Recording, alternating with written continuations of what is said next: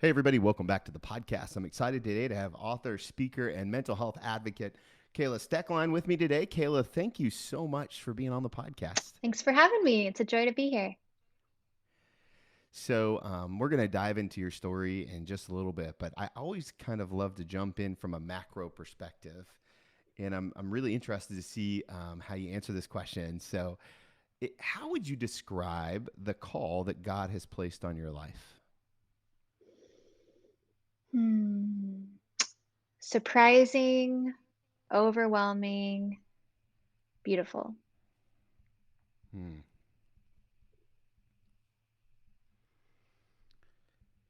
Now, your story we're going to jump into. It took a really difficult turn in 2018. What words would you have described your call prior to then, if I could Yeah. ask? If it's kind of a big question there. Predictable, secure, uh, good. Hmm. I love the connection. Um, Good and beautiful and surprising and predictable and so maybe the next best thing to do is could you share a little bit of your story and kind of what you've been through, what you went through in 2018, and kind of just this journey that you've been on, um, hmm and kind of bring our podcast family kind of into your family a little bit as you so vulnerably share all that God has done in you over the last couple years. Yeah. So, over 4 years ago, I was living my dream life. I mean, I really, truly, on paper, had everything I could have ever asked for and more. Was married to my dream guy. We were doing ministry together at a church in Chino, California, Southern California. He had grown up in the church. His parents had Hmm. started it when he was 3, and he had taken over the church as the lead pastor in 2015 as his dad was dying from leukemia. So we had been through some really hard stuff. His dad was diagnosed with leukemia about 1 year into our marriage, and it was about a 4-year journey, and so we had been through it, and during those 4 years we had kids, and when he became the lead pastor I was pregnant with our third kid, and so life Hmm. was full. The Sundays just kept coming is what Andrew, my husband, would always say, and it was meaningful and beautiful, and we were doing really meaningful work in the ministry, and I was just in awe of my husband. I mean, I would describe my identity at that time in my life was Andrew. I mean, I was just wrapped up in everything that he was. He was my whole world. His calling was my calling. And I felt super called just to serve him and serve our church and serve our little family, our 3 little boys, to the best of my ability. And so, in that season of life, that's what I was doing. And in the fall of 2017, Andrew got sick. He started having panic attacks, really out of nowhere, these very debilitating panic attacks that were happening about 3 to 4 times a week. And, I think looking back, I think his body just was totally burnt out from running fast Wow. and running hard and stepping up and stretching himself thin and watching his dad die and grieving and never stopping and going and never pumping the brakes and never stopping. And so he started having these panic attacks. And at first, we didn't even think about all the things we'd gone through. We just thought, oh, maybe he has like a thyroid issue. Maybe this is like a small thing. We can just go to the doctor, get some medication, make the panic attacks Yeah. go away. We can keep on going full steam ahead, like no big deal. And so he kept preaching on Sundays, kept having panic attacks. We were trying to get to the bottom of it. And so from about October to April, he was having these crazy panic attacks. Some of them were so bad, like minutes before he was supposed to be on stage, he was on the bathroom floor, in a full blown panic attack. And so it was really hard and confusing and, asking God to heal him and feeling like God's not answering us. And then ultimately, he has a massive panic attack where he lands in the hospital, and it was then that we like me and our family and our board of directors at the church decided, enough is enough. This guy needs to rest. We finally realized after from October to April, he was having these massive panic attacks. Finally realized like, okay, maybe he just needs to rest. And so put him on the sabbatical April 2018. And just a few weeks later, he was diagnosed with depression. And I'll never forget sitting in that office and hearing those words, "Your husband has depression," and just being totally shocked. It was a part of our life that I just never saw coming and that I never expected. My husband was this invincible, strong, talented, super gifted man that, in my eyes, was just totally capable of doing anything he set his mind to. And so it was shocking. It felt like this depression had come out of nowhere. And so for me, it was shocking. For my husband, it was relieving because he was like, okay, we finally have some answers as to why I've been having all these panic attacks. And so the Yeah. doctors and him were super hopeful. They said he was on the low end of the depression spectrum with rest and medication and therapy. He would be back to himself and back to work in no time. And so I trusted the doctors. Andrew trusted the doctors, and we were doing everything we knew to do to help him. He was seeing a psychiatrist, he was taking medication, we were seeing a therapist together for 2 hours every single week. He had time off work, he was spending time with mentors. We did a 2 week road trip, just the two of us. Like, I was trying to create as much space at home for him to rest. And you were doing literally doing all everything you could possibly do. Yeah, everything we knew, everything we knew to do. And we thought he was getting better, and the doctors thought he was getting better. And so in August of 2018, he was released to go back to work, and he hit the ground running and preached two powerful weekends on mental health. And at the time, even though it was just 4 years ago, not a lot of churches, not a lot of pastors were talking about mental health and depression and suicide and anxiety. So it was a really powerful few weekends, and people were double dipping for services. They were coming in the morning, coming back at night, bringing friends in tears, super grateful that he was tackling such a tough topic. And Andrew was being super vulnerable and talking about his own struggles, and gave out the suicide hotline number. I mean, out of anyone, he would have known where to turn for help. He had done all his research, he knew all the facts, he would have known where to go for help. And then headed into the third weekend, he had his message ready to go for Sunday. We were supposed to have a big team rally that Friday night with all our volunteers, and he was excited for Sunday. And then on Thursday that week, just had a really bad day at the office. And we all know what it's like to have a really bad day at the office. And his mind was still super fragile, and so, it just sent him into a tailspin. And Mm. it was bad enough, where our family and, like, our board of directors quickly realized, like, "Okay, maybe he wasn't, maybe he shouldn't have gone back to work. Maybe he wasn't ready to go back to work. Maybe his mind is still a lot sicker than he was willing to admit, or that we were able to see." And so the next day, while we were away from him for just a little bit, taking the next right steps, trying to check all our boxes, find a guest speaker for Sunday, figure out who's going to speak at the team rally that night, calling his doctors, trying to find, okay, we've tried all these other things. What else can we try? How else can we help him? Is there an inpatient facility? Like, just trying to check all our boxes. And so we could go to him and say, hey, this is what we're doing. You don't even have to think about Yeah. it. We're not going to argue about it. This is what we're going to do to take care of you and help you.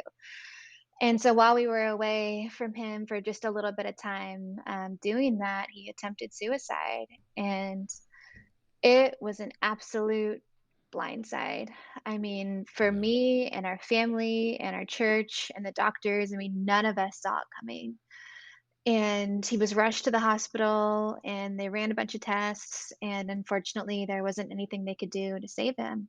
And so on August 25th, 2018, he took his last breath, and with that, I took my first in this life that I never saw coming as a widow at 29 years old with three little boys who were 2, 4, and 5 years old.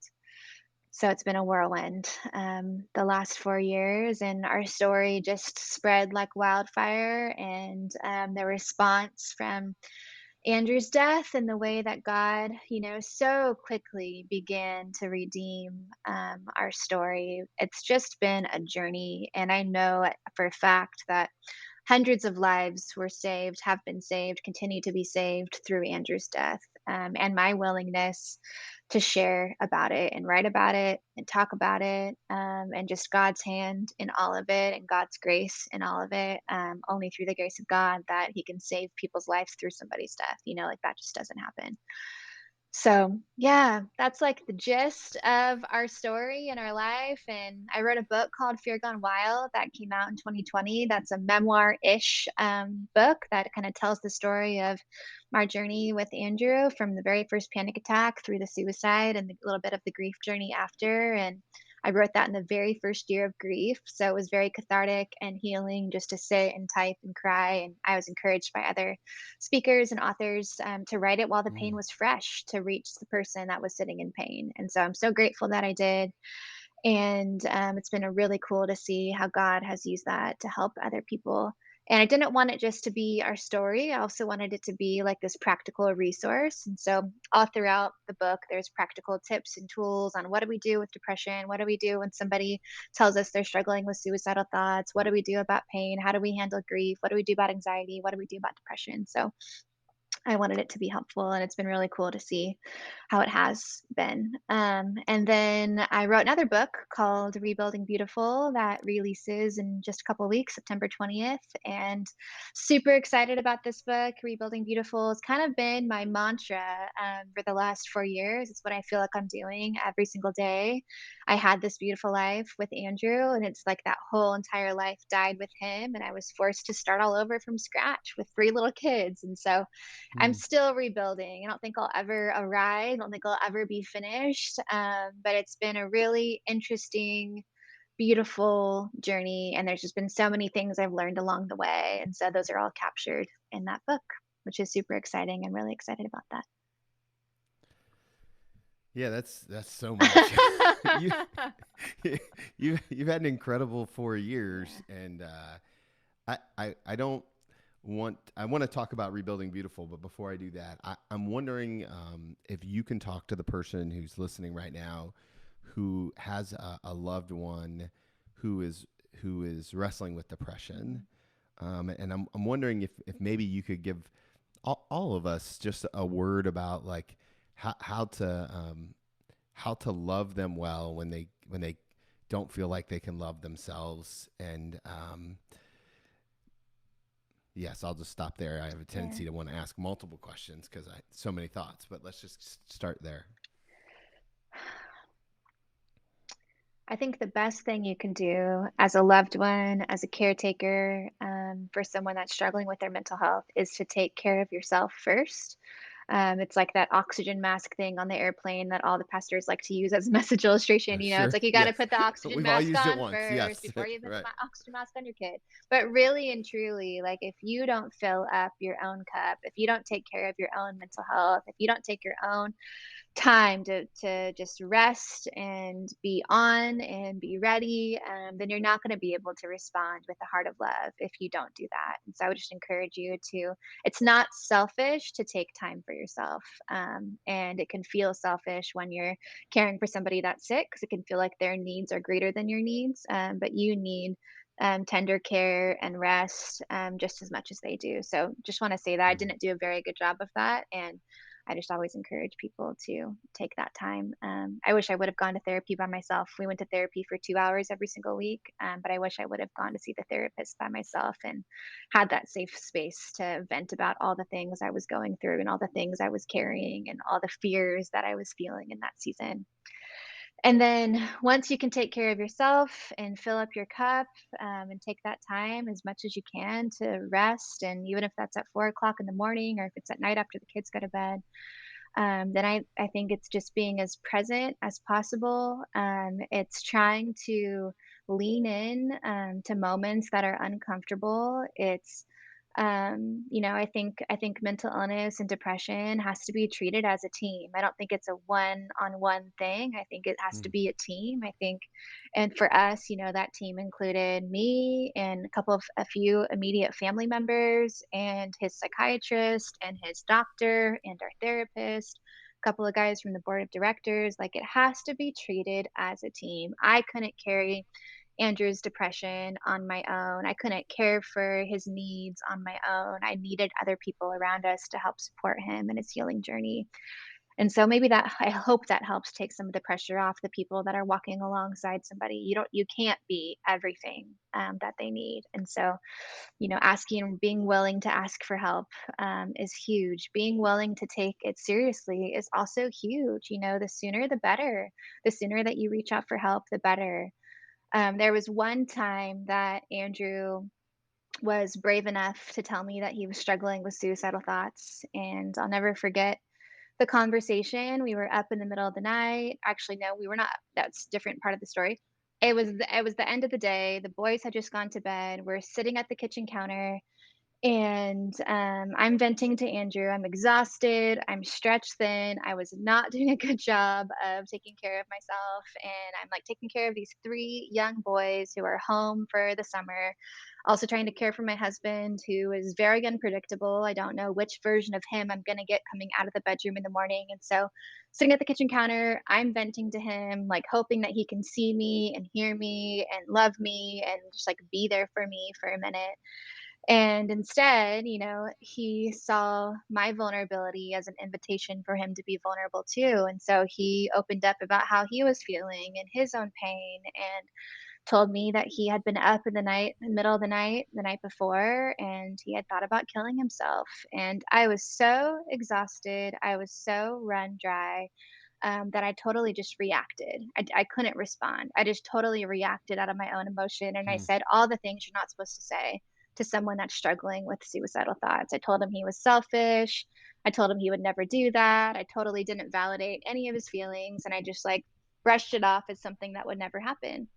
And his response to me was, Kayla, that's not something that you say to someone that's struggling with suicidal thoughts. And he was right. It's not what you say to someone that's struggling with suicidal thoughts. And so I just want to encourage anyone that's listening, if you have a loved one that's battling with depression and they're telling you that they're struggling with suicidal thoughts or they have thoughts of harming themselves, like, you have to take it seriously. You can't shrug it off. You can't assume it's never going to happen. It's time to lean in. It's time to ask questions. Questions like, do you have a suicide plan? What problem are you trying to solve through suicide? Do you know when or how you would do it? How often do you think about it? I wish I would have been more comfortable with the word suicide. The truth is, the word suicide scared me. I felt so Yeah. uncomfortable saying the word suicide out loud that I couldn't even believe that it was going to ever be a possibility. It made me so uncomfortable, but I wish I would have asked him about the suicidal thoughts every single day. I wish I would have picked up the phone and called the psychiatrist and called the therapist and called a couple family members and clued them in on the conversation so that they could be asking him about it every single day. Too, when someone tells you they're struggling with suicidal thoughts, it's time to take it seriously. It's time to pick up the phone and make those phone calls. It's time to pick up the phone and call the suicide hotline number, or text the crisis text line and say, hey, my loved one just said this to me. What do I do? How do I help them? There are so many resources available to us. And I just think we have to tap into those because it's not something that we can handle on our own. And I think suicidal thoughts love to stay in the dark. Suicidal thoughts love to stay hidden. They love to stay ignored. They love to stay, just close to the vest. And so the more that we can talk about it, the more comfortable we can get with the word suicide, the more that we can bring it into the light, the better the chances of saving our loved one from suicide. I really appreciate the way that you said that you reacted versus responded. I think that that's some really good language that we can all hold on to. Um, I guess I'm curious personally, uh, that you have that reaction, and then the story ends up playing out the way it does.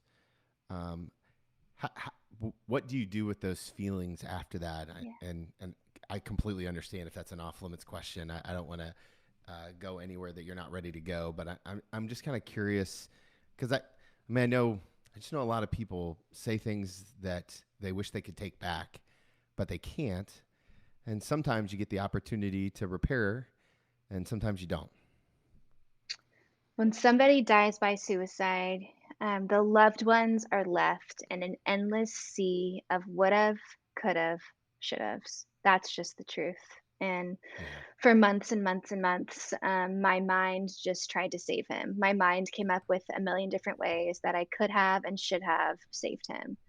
And, that's the most horrific thing about suicide. That's the biggest tragedy of suicide is that none of us know it's happening. None of us know that it's coming. And what's been so helpful for me to lift off that shame and blame off of my shoulders, to lift it off of everyone else's shoulders, to even lift it off of Andrew's shoulders, has been changing the way that I talk about suicide. Even the Mm. small change in language from saying committed suicide to saying died by suicide totally takes the blame off of Andrew. I don't believe that Andrew wanted to die. I don't believe that Andrew even saw the suicide coming. I don't think he even knew how close to the edge of himself that he truly was. And so, Yeah. the last 4 years, it's been a journey of releasing that, of releasing Andrew from any responsibility, of releasing myself from any responsibility, of releasing the doctors and the medical professionals from any responsibility, and truly seeing his death as a tragedy and truly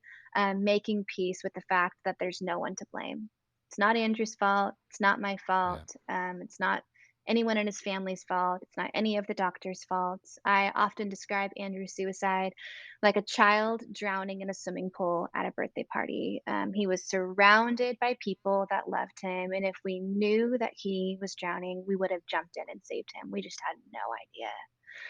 Wow. And he had no idea, I believe, truly believe too. And Good. what was super helpful too is his psychiatrist told us after he passed away, even his medical team was shocked. His psychiatrist and his doctor was his psychiatrist's daughter. And she had lost her sister. So his psychiatrist had lost his daughter to suicide. So they were Mm. familiar with suicide. And they didn't see any of that in Andrew, so they were just as shocked as the rest of us. And I'll never forget his psychiatrist telling us that 90% of suicides are impulsive. 90% of Wow. suicides are impulsive.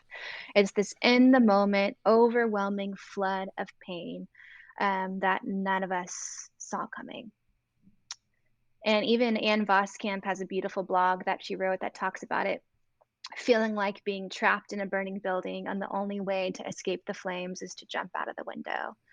And so, a big part of how I've made peace with that too is just realizing that the only perspective that I have is my own perspective. I'll never be able to walk in Sure. anybody else's shoes but my own. And so I truly have Mm. no idea what it felt like for Andrew in those final moments of his life. And so who am I to judge or blame or place shame on him? And I think for the healing journey and moving forward, and even the way that I talk about his death with my kids and the legacy of his life, to be able to help my kids have empathy and compassion for their dad, just like I have empathy and compassion for their dad, and to help them see Mm. that he fought so hard to stay and that he tried the best that he could to stay. And for them to truly feel that, I think it takes, me truly being able to heal that part of our story. And so I'm so grateful for the way that God's led me through that and that I've really been able to release a lot of those would have, could have, should have.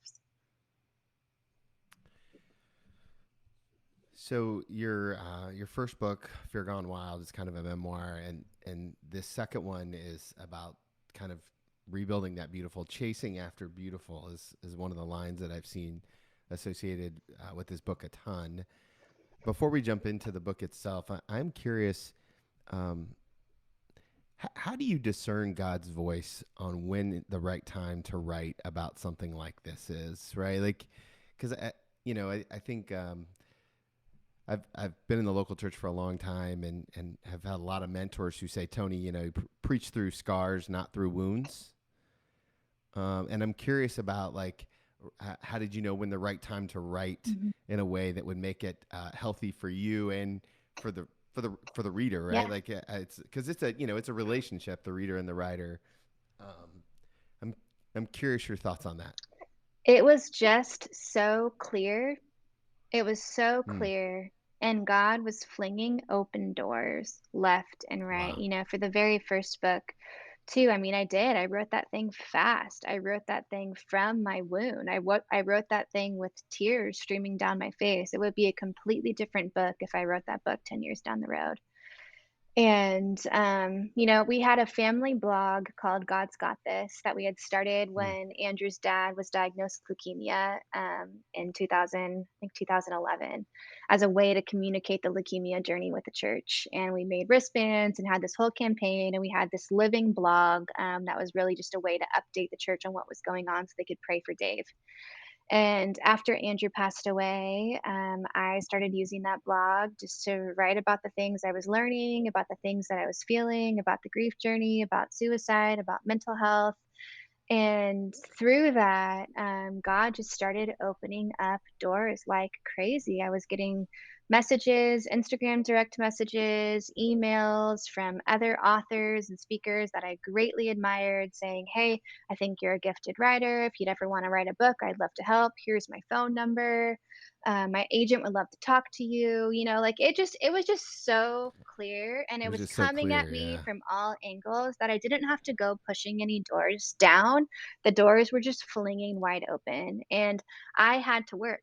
Andrew died by suicide, which meant no life insurance. He opted out of Social Security because he was a pastor, so there's no Social Security. And so I was going to have to get a job and work no matter what. And so it felt like such a beautiful gift that God was Mm, opening up these doors for me to really do the hard work of healing and get paid to do it. And yeah. so it was an easy yes for me. It was like the most clear yes that I've ever said. And the second book, those words, Rebuilding Beautiful, that were born out of this conversation with one of my girlfriends, just felt like this. As I started sharing them, I started hashtagging Rebuilding Beautiful on lots of different posts years ago. And as I started using those words, I saw how they were sticking with people. And even through my own experience of rebuilding my life, it's like I could see how easy it would be to stay stuck in a victim mentality, to stay stuck, camped out in the cemetery, to stay stuck in my pain and hide in my pain and let my pain and my tragedy and the horrible thing that happened to me to be my whole identity. And so, that is who I was thinking of, that version of myself, other people that I know that are stuck in that place of pain, and they're wondering like, what do I do next? I don't even Yeah. know where to begin. How do I even begin to dream new dreams? How do I even begin to welcome all that is? How do I even begin to dream about what could be?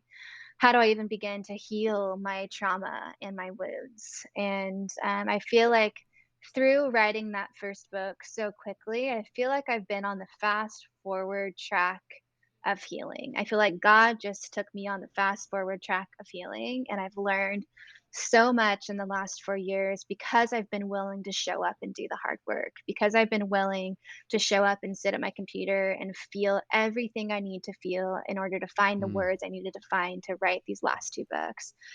Because I've been willing to say yes to the horrible, terrifying, you know, things that you have to go through when you're embracing your pain, try like having to go sit in a therapist office for an hour every single week and talking about your feelings and talking about your fears and talking about your horrible pain.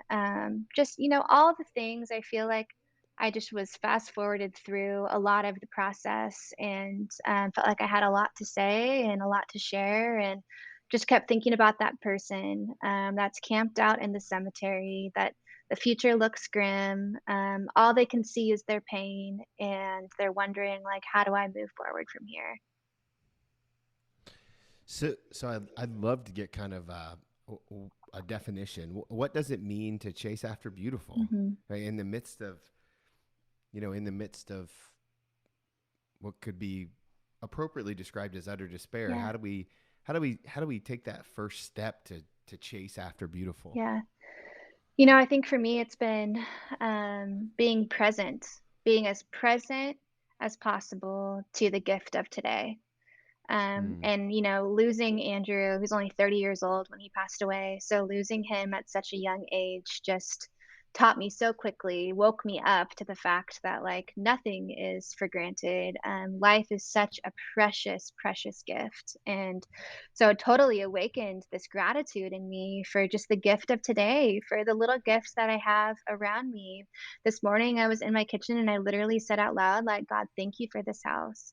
Thank you for the food in my pantry. Thank you that I have running water. Mm. Thank you for the beautiful work that you've set before me. Thank you that my boys are healthy and they're at school. You know, it's like there are so many things, hundreds of things to be grateful for in every moment of every day. And in my healing journey the last 4 years, just an awareness of that gratitude and awareness of the gifts that are right in front of me. And it doesn't mean that I am ignoring the pain, that I'm not embracing the pain. You know, I think I've learned the last 4 years that pain and joy can coexist. And it's like this duality that I didn't even know was possible, that I could be in so much pain and so sad. And it's like I carry around with me every single day this just like, ugh, just I can't believe that this is really my life. Just like this guttural in my soul, like this, like I miss Andrew so much, and I'm so sad every single day that he's not here. And I'm watching my boys grow up without their dad, and I can't take away their pain. And for two of my boys, now it's been more than half their life without their dad. Wow. And it's painful and it's lonely. You know, the day in, day out struggles of being a single mom is very painful and very lonely. And so I have all this pain, you know, and it's been this journey of learning how to live with the pain. And it's been pain has been one of the greatest teachers of my life. And it's been Mm. through my pain that I've been able to see the gifts threaded all throughout the reality in front of me. And um, yeah, I think it's important to say that it's not the beautiful doesn't mean there's not pain. And I know that Andrew's death isn't the only hard, painful thing that I'm going to face in my life. I'm sure there is plenty more curveballs that are going to come hurtling my way as well. And so it's this choice, it's this daily choice to seek after beautiful, to chase after beautiful, to ask God to give me a vision for my life, to give me a vision for my future, to give me new dreams. Like, okay, that whole life, this life with Andrew, that I knew where I was going. I could have told you what 30 years down the road I thought our life was going to look like, to let go, to welcome what is, and to let go of what was, and to fully embrace the reality set before me, and to dare to dream again about a new kind of beautiful life. And so I feel like the last 4 years, you know, that's what I've been doing. It's this dreaming of okay, like Andrew died and that's no longer my life. So what is my life going to look like here? And being willing to take those big leaps to create a new, completely different version of beautiful. Mm. And for us, that took moving. We moved 2 years ago.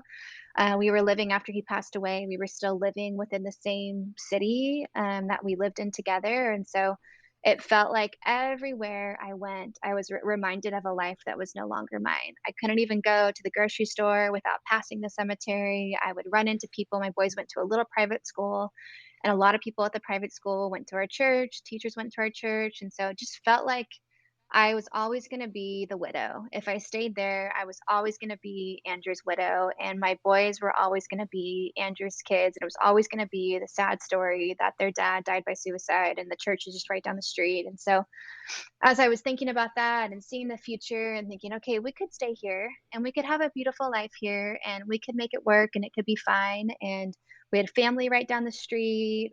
We had a great school my boys were going to, they would have gone to through high school.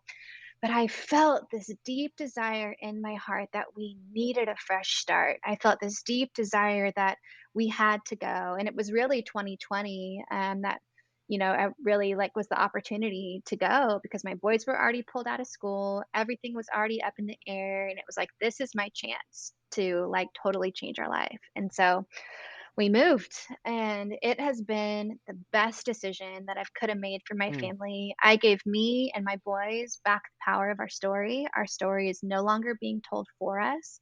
We get to choose when we want to tell our story, who we want to tell our story to. We get to totally reshape our story, rebuild our story. My boys have made a ton of new friends. I've made a ton of new friends, and we live very close to the ocean. And so we're just like doing life outside in God's creation. You know, every single day I'm just like in awe that I get to live here. It's just such a wonderful, incredible gift that I get to raise my boys so close to the ocean. And it has been such a healing place for me just to go walk along the sea. And so the beautiful part is so many things. And it's really usually really scary to chase after those Yeah. things. The choice to move for me was terrifying. I was leaving security, I was leaving a house that was paid off, I was leaving family, I was leaving a great school. But the risk has been so worth the reward. And I'm so grateful for all the lessons. We bought this little house by the ocean, and it was a complete fixer-upper. Like, termites had eaten the floor, the underneath the sink in the kitchen was moldy, the shower's leaking, and, like, the outside stucco is crumbling apart, the front yard's dirt, like, just, like, this house that needed so much love. And the last 2 years, me and my boys have been fixing it up together. And there's been so many, just hidden gifts, even in that, even in, like, kicking down walls and ripping out floor and ripping out tile and sitting in those spaces and staring at the 2 by 4s surrounding me and sitting on the wood subfloor. My boys are drawing on the wood subfloor, and just this perspective of, like, oh my gosh, to rebuild our life, it's like this stripping away. It's this Hmm. stripping down to, like, the bare bones. I mean, it's like this raw, naked, vulnerable feeling when you go through really intense pain. And it's this, like, total renewal, like literally ripping out floor and installing new floor, and seeing the transformation of all of it, has been such a gift to me in this season, because that's what we're doing. We're rebuilding our life while we're rebuilding our house, and there's just so many hidden metaphors twisted and tangled in all of it. And it's made me try new things, and that I've never would have tried before. It's made me pick up power tools and, hammers, and just all kinds of things that I would have never had the guts to try before. And so I think part of the Rebuilding Beautiful journey is a willingness to try. It's a willingness to put ourselves out there and knowing Yeah. we might fail, but Sure. knowing that it's worth it to show up and try, because we only get one shot at life. And I think Andrew's death, totally just taught me that too. It's like we only get one shot at this life. I only get one shot at raising my boys until they're all grown up and they're men and they're heading off and making their own way in the world. Like, we only get one shot. So to live fully awake, to chase Yeah. after Actually, I beautiful really enjoyed. every opportunity that we can, and to just be so grateful for the gifts that are in front of us. Um, yeah, it's so many things. I love it. I actually really enjoyed checking out your Instagram with all the construction photos, and you have such wise words around the photos. You should go check her out on Instagram just for the captions alone. I'm curious about your relationship with God through all of it. Yeah. I would imagine roller coaster doesn't quite describe it. How do you um, how do you articulate what your walk with the Lord's been like the last 4 years?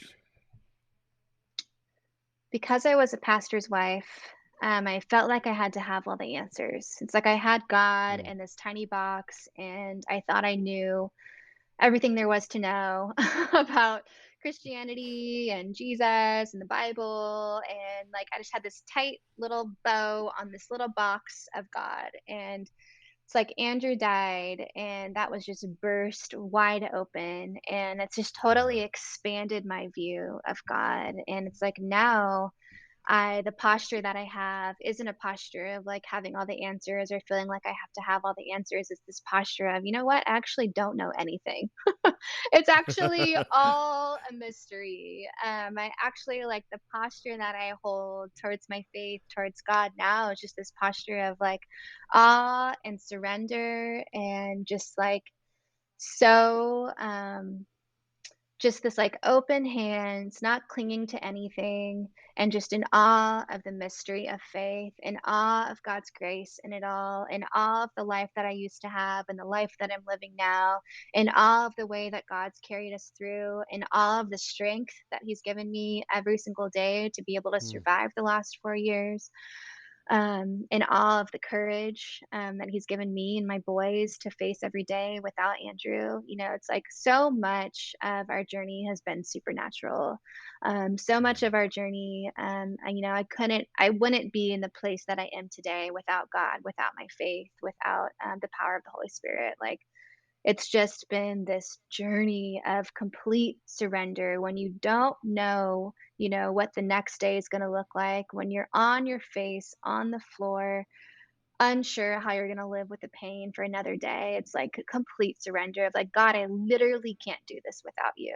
I literally can't get up tomorrow and survive another day with this really intense pain and these three little boys that are super demanding without you. I need your supernatural intervention. I need your supernatural strength, your supernatural peace, your supernatural love to pour out of me because I can't do this on my own.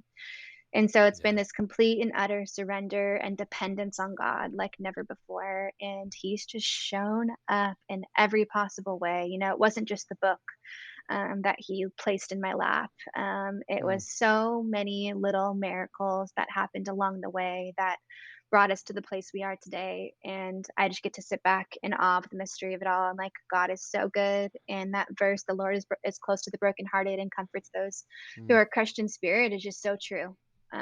He's been so close. He's been so good.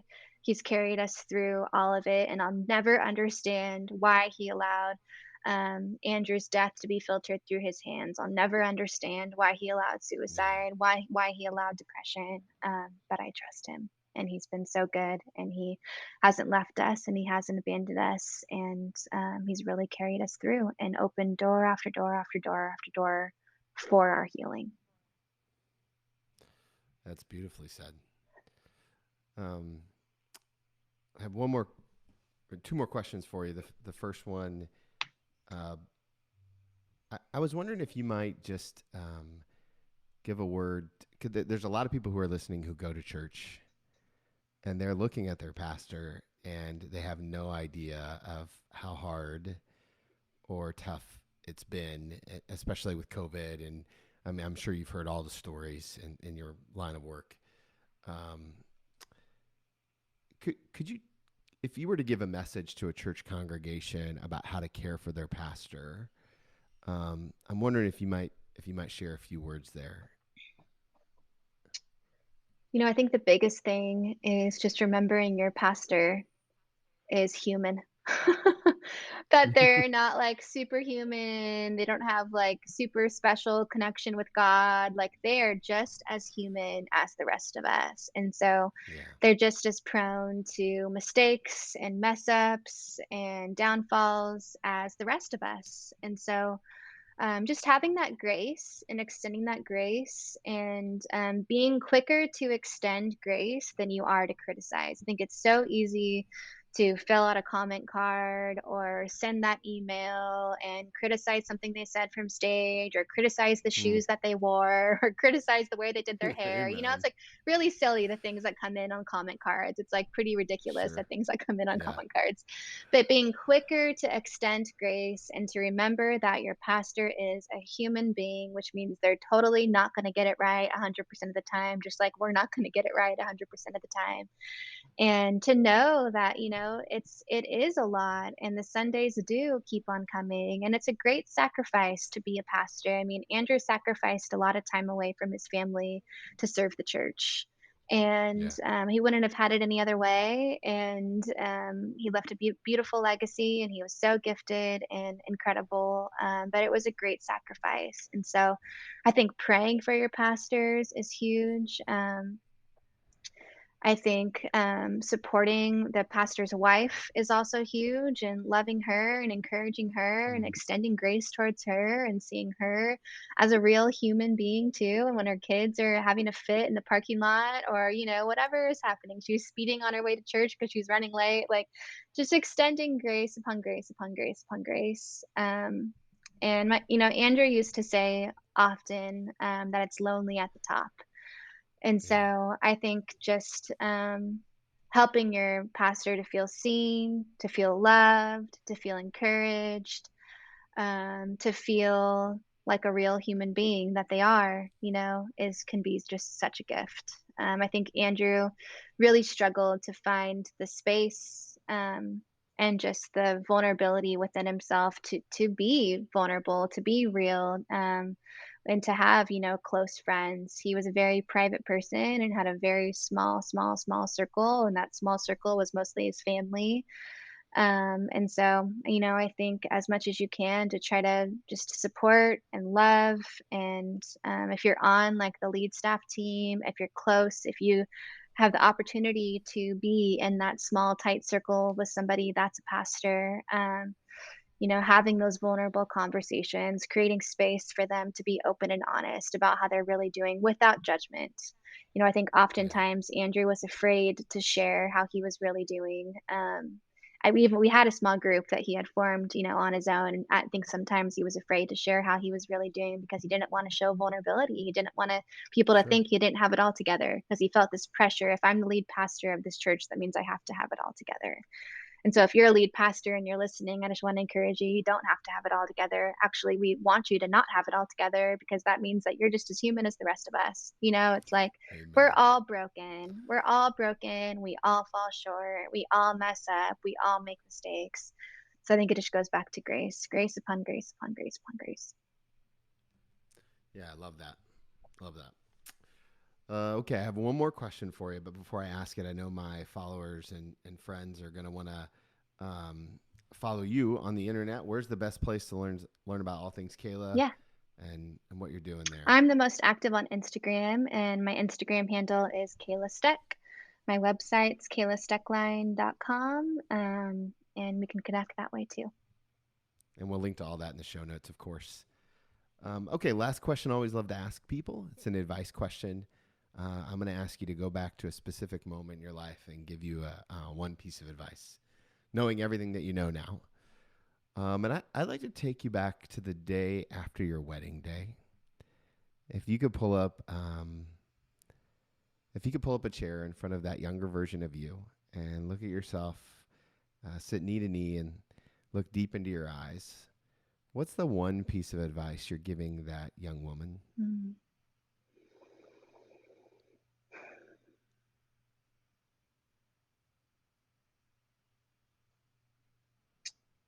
I think it would be to be present to the gift of today, Mm, to not try to rush life, to not try to figure it all out, to not put so much pressure on yourself, um, to trust yourself, to lean into God, and to take time to fill up your cup because it's going to be a long road ahead. yeah, that's so good. Thank you. Thank you for your generosity and your vulnerability and your authenticity and just your willingness to share such an important story, one that we all need to hear. So, from the bottom of my heart, thank you. Thanks for having me. It's been an honor to be here.